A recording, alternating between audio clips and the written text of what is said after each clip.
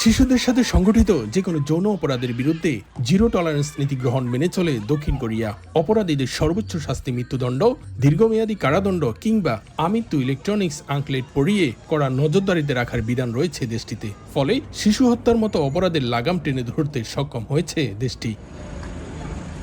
শিশুদের জীবন ও অধিকার রক্ষাকে রাষ্ট্রের অন্যতম প্রধান অগ্রাধিকার হিসেবে বিবেচনা করে কোরীয় সরকার। কঠোর আইনি কাঠামো এবং সামাজিক সচেতনতার কারণে সন্তানদের নিরাপত্তা নিয়ে নিশ্চিত থাকতে পারেন দক্ষিণ কোরিয়ায় বসবাসরত প্রবাসী বাংলাদেশিরা। বাচ্চারা যেভাবে চলাফেরা করে, হাঁটাহাঁটি করে, সকাল বিকাল সন্ধ্যা এবং খেলাধুলার যে জায়গাগুলো আছে সেখানে তারা একাকী চলাফেরা করে নির্ভয়ে নির্বিঘ্নে। কঠোর আইন, উন্নত প্রযুক্তি নির্ভর নজরদারি এবং ব্যাপক সামাজিক সহায়তার মাধ্যমে বাচ্চাদের নিরাপত্তা নিশ্চিত করা হয়। কোরিয়ার আইনগুলা আপনার খাতায় লিপিবদ্ধ না থেকে আপনার বাস্তবে প্রয়োগ করতেছে।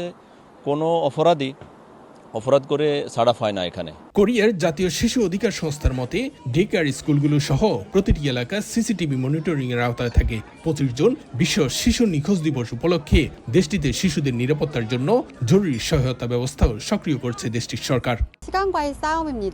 শিশুদের জীবন সুরক্ষা দেওয়া আমাদের দায়িত্ব।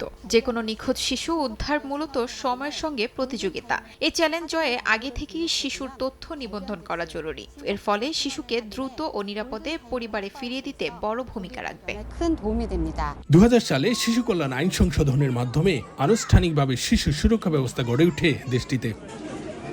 দক্ষিণ কোরিয়া থেকে মোহাম্মদ হানিফ, সময় সংবাদ।